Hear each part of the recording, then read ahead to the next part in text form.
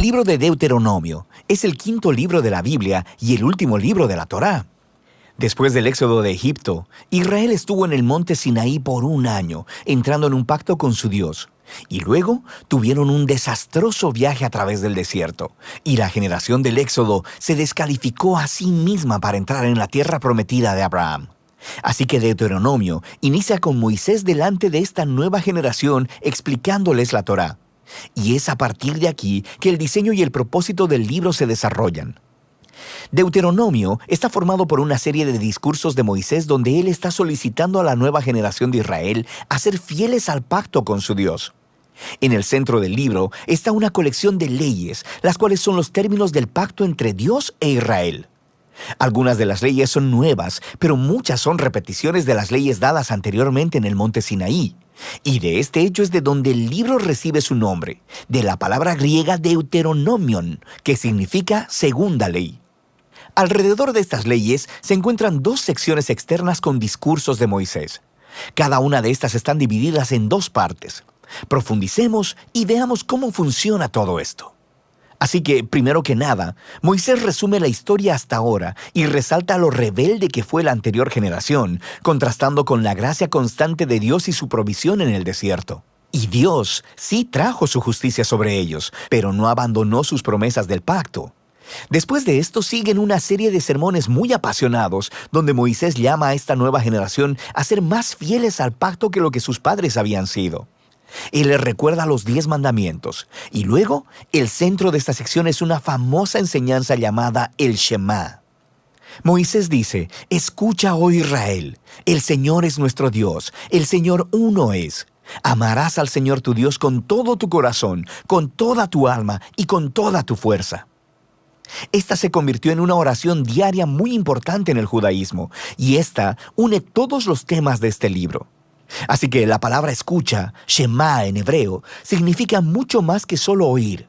Su significado incluye responder a lo que oyes, o en español diríamos obedece. Y la palabra amarás en hebreo también significa mucho más que solo una emoción o sentimiento. Se trata de una decisión devota, de todo corazón a Dios, la cual involucra tu voluntad y tus emociones, tu mente y tu corazón. Ahora, para Israel su obediencia y devoción a Dios servían a un propósito mucho más grande. La obediencia a las leyes de Dios haría a Israel un pueblo único entre las naciones, justo como dijo Dios en el monte Sinaí. Ellos se convertirán en un reino de sacerdotes. Y Moisés ahora dice: ¿cómo?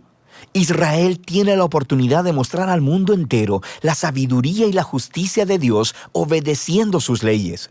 Y la otra idea clave en el Shema es que Israel estaba llamado a obedecer y ser devotos únicamente al Señor, o como literalmente dice en el hebreo, el Señor uno es.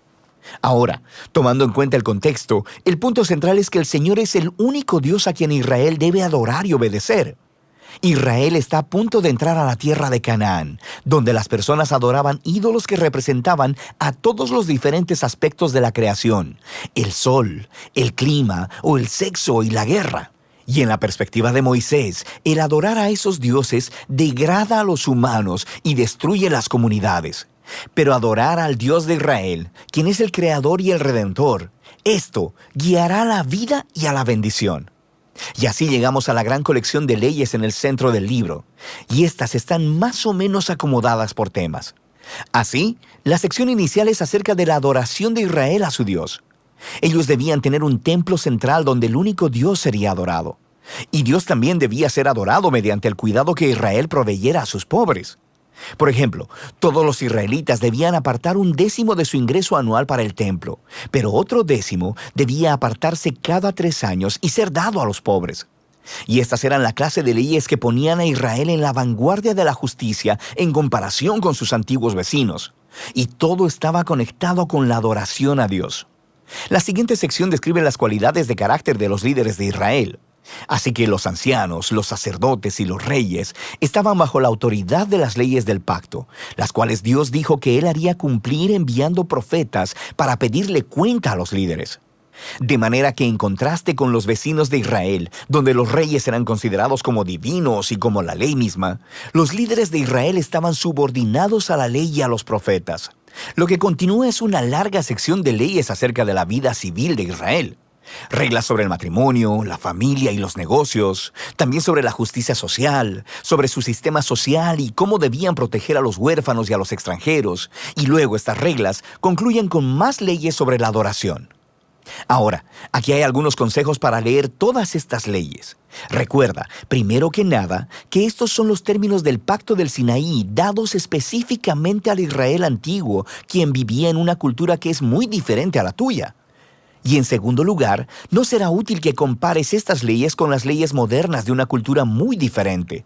Más bien, estas leyes fueron dadas para apartar a Israel, así que debemos comparar estas leyes con las de los vecinos de Israel, como Asiria y Babilonia.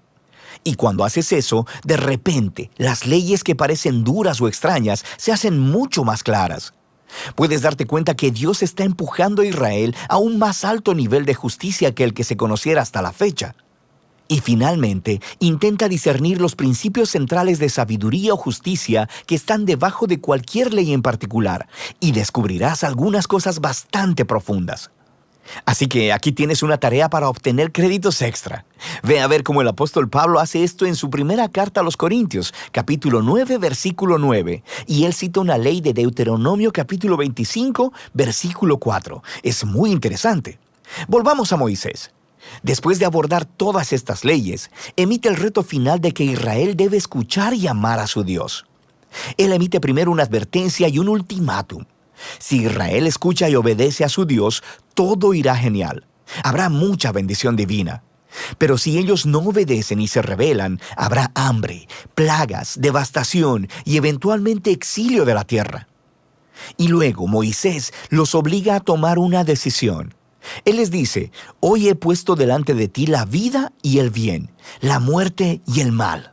Escoge, pues, la vida para que vivas tú y tu descendencia, amando al Señor tu Dios y escuchando su voz. Pero luego Moisés dice esto: yo sé que después de mi muerte se corromperán y se apartarán de Dios y terminarán en el exilio.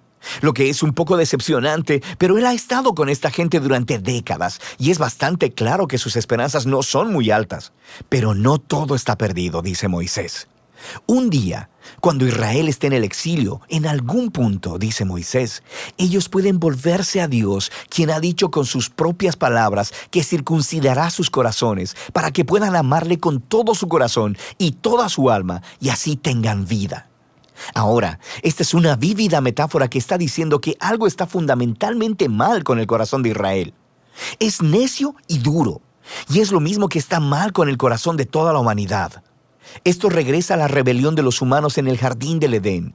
Los humanos eligieron separarse de Dios. Ellos quisieron definir por sí mismos el bien y el mal, y como resultado, arruinaron el mundo bueno de Dios. Pero un día, dice Moisés, Dios hará algo para transformar los corazones de su pueblo, para que puedan realmente escuchar y amar a Dios con todo el corazón. Y entonces serán llevados de vuelta a la vida verdadera. Esta es la promesa que retoman los profetas bíblicos posteriores, Jeremías y Ezequiel, la esperanza de un nuevo corazón. Así que Moisés termina su discurso con un poema de advertencia y luego de bendición. Luego sube a una montaña y muere. Y así termina la Torá. Todas las tensiones de los temas en la historia bíblica son colocados en su lugar, pero se quedan sin resolver. ¿Cuándo vendrá el descendiente de la mujer y derrotará al mal? ¿O cómo rescatará Dios a todo el mundo y bendecirá a todas las naciones a través de esta familia?